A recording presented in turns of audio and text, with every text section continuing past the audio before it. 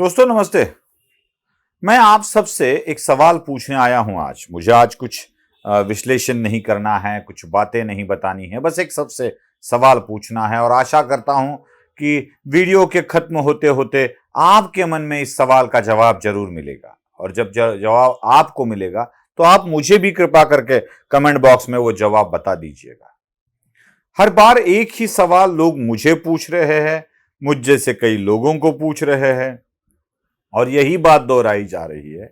क्या इसीलिए हमने हिंदुत्व की बात की थी? क्या इसीलिए हमने भारतीय जनता पार्टी को सपोर्ट किया था कि भारतीय जनता पार्टी कुछ भी गलत करे?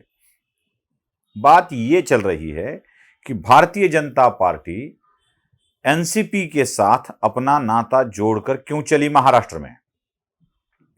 क्यों अजीत पवार को साथ ले लिया? क्या यही हिंदुत्व है आपका? यही सवाल बार बार पूछा जा रहा है।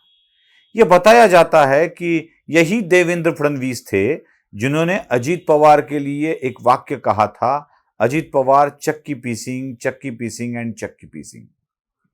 जिसको चक्की पिसवाने के लिए भेजना चाहिए था, उस अजीत पवार को भारतीय जनता पार्टी साथ लेकर क्यों चल रही है? और आप जैसे लोग, मतलब मेरे जैसे लोग भी उसका समर्थन कैसे कर सकते हैं? जी, मैंने आपको पहले भी बता दिया है कि मैं भारतीय जनता पार्टी का समर्थक बिल्कुल नहीं हूं, मैं हिंदुत्व का समर्थक हूं। भारतीय जनता पार्टी हिंदुत्व का समर्थन करती है, इसलिए मैं भारतीय जनता पार्टी का समर्थन करता हूं। कल अगर हिंदुत्व के समर्थन में अपनी पुरानी बातें छोड़कर उद्धव ठाकरे आ गए तो मैं उद्धव ठाकरे का प्रशंसक भी बनूंगा। कल अगर अपनी पुरानी बातों की क्षमा मांगकर शरद पवार भी हिंदुत्व के पक्षधर हो जाए तो मैं शरद पवार के पीछे भी बड़ी सक्रियता से खड़ा रहूंगा।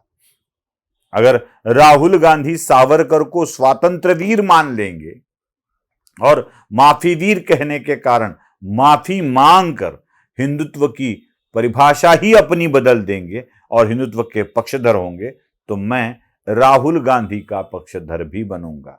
क्योंकि जो जो मेरे राम का वही मेरे काम का, यही मेरी धारणा है, यही मेरा विश्वास है और इसी के बिना पर मैं भी काम करता हूं। हिंदुत्व क्या होता है? हिंदुत्व अगर राष्ट्रीयत्व होता है, हिंदुत्व अगर ऐसा धर्म है जिस धर्म को अपनाने के कारण हमारी उन्नति होती है, तो उस हिंदुत्व में कौन कौन शामिल है, जरा इसका फाइनलाइज भी हमने कुछ किया है? क्या कुछ लोग इकट्ठा बैठकर अपने आप को हिंदू घोषित कर देते हैं और हिंदुत्व के पक्षधर बन जाते हैं? वही क्या हिंदू है? थोड़ा आसान भाषा में पूछता हूं, अगर ब्राह्मण जाति हिंदुत्व की पक्षधर है तो ब्राह्मण को मान्य होने वाला ही हिंदू है। क्या यही परिभाषा बनेगी हिंदुत्व की अपनी? मतलब हम जिसे सर्टिफिकेट देंगे वही हिंदू, हम जिसे सर्टिफिकेट नहीं देंगे वो हिंदू नहीं है। क्या ऐसी परिभाषा बनानी है? मैं ये मानता हूं कि अगर हम हिंदुत्व के सच्चे अच्छे पक्षधर है तो हिंदू हित के काम में जो जो भी कदम उठाए जाएंगे उसका मैं पक्षधर बनूंगा या उसका समर्थन मैं करूंगा। हिंदुत्व के समर्थन में खड़े रहना इसका मतलब लाठी काठी तलवार लेके धर्म को बचाने जाना नहीं होता है, नहीं होता है ऐसे। हिंदुत्व के समर्थन में खड़े रहना, हिंदुत्व की रक्षा का मतलब है जो हिंदू पर आक्रमण करने आ रहा है, सनातन धर्म पर आक्रमण करने आ रहा है, उसके विचारों को बदलकर हिंदुत्व की धारा में उसको प्रवाहित कर लेना, सम्मिलित कर लेना भी हिंदुत्व होता है। मैं ये मानता हूं कि कुछ लोग जरूर ऐसे हैं जिन्होंने हिंदुत्व को गाली दी है, हिंदुत्व को बदनाम किया है। अगर उन लोगों के मन में हिंदुत्व के बारे में आस्था निर्माण हो या वह उनकी विरोध वाली आवाज को बंद कर दे और प्रवाह में शामिल सम्मिलित हो जाए तो उसे मैं हिंदुत्ववादी ही कहूंगा और उसके साथ मेरा कर्तव्य बनता है कि मैं उसके साथ खड़ा रहूंगा। मेरा हिंदुत्व कैसे है पता है आपको? मुझे किसी ने पूछ लिया कि सुशील तुझे मोक्ष चाहिए या राष्ट्र, बोल दे, तो मैं राष्ट्र को ही प्रेफरेंस दूंगा, मोक्ष को नहीं, क्योंकि मेरे राष्ट्र के बचने में ही मेरा मोक्ष है। मैं राष्ट्र को प्राधान्य दूंगा, मेरी प्राथमिकता मेरा राष्ट्र होगी, मोक्ष नहीं।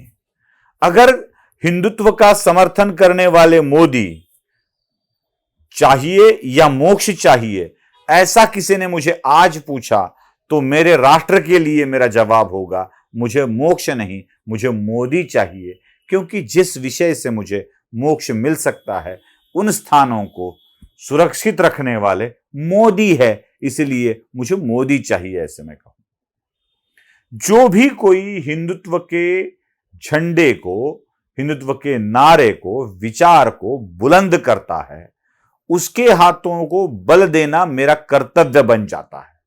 इसलिए मैंने कहा कि अगर उद्धव ठाकरे भी इसी धारा में सम्मिलित हो जाए तो उनके हाथ का बल भी मैं बनूंगा, अगर शरद पवार भी बन जाए तो उनके हाथ का बल भी मैं बन जाऊंगा, अगर राहुल गांधी भी बन जाए तो उनके हाथ का बल मैं बनूंगा, जैसे मैं आज मोदी के हाथ का बल कहकर सामने आ जाता हूं। अगर महाराष्ट्र में जो धर्म से हिंदू है, धर्म से हिंदू है अजीत पवार, कोई अन्य धर्म से नहीं है, वो जो कल परसों तक मैंने भी बड़ी खींची है उनकी, मिटकरी, अमोल मिटकरी जो विधायक है, वह भी हिंदुत्व के खिलाफ बात करते थे, तो उसके बारे में भी मैंने बहुत बातें की है। अगर मिटकरी अपनी हिंदुत्व विरोधी आवाज बंद कर हिंदुत्व की धारा में आ जाए ना, तो मिटकरी को साथ लेना अपना कर्तव्य बन जाता है, क्योंकि अपने ही तो है। जो बुरा सोचते हैं, जो बुरा कहते हैं, जो हिंदुत्व को नहीं मानते, उनके विचारधारा को बदलना ही हमारा कर्तव्य होता है। अगर ऐसे लोगों को हम साथ लेकर चले और विरोधियों का बल कम करें तो फायदा किसका है भाई? अगर इन लोगों को ये हमारे विरोधी है कहकर हम छोड़ दें और वो जाके हिंदुत्व विरोधी विचारधारा में जाकर अपना बल उन्हें देने लगे, तो क्या करे? हमारी शक्ति तो वृथा खर्च हो जाएगी ना। तो जो कोई भी हिंदू हित की बात करता है, उन्हें यह समझ लेना चाहिए कि हमें जो हिंदू हित की बात करेगा उनका साथ देना है।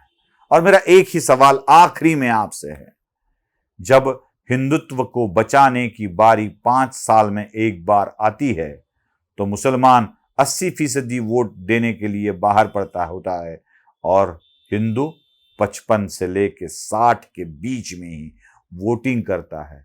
ये कैसे हिंदुत्व की रक्षा की बात करते हो आप? करनी है ना रक्षा, तो खुलकर बाहर निकलो, वोटिंग करो, जो अपने पक्षधर है उनके लिए करो। उस वक्त तो जाति जाति में विभाजित हो जाते हो और जाति की लड़ाई चल रही है कहते हो, तो जाति पाति से ऊपर उठकर जो भी हिंदुत्व की बात करेगा उनको जरूर सहयोग दे और अपनी हिंदुत्व की परिभाषा को व्यापक बनाने का प्रयत्न करें। नमस्कार।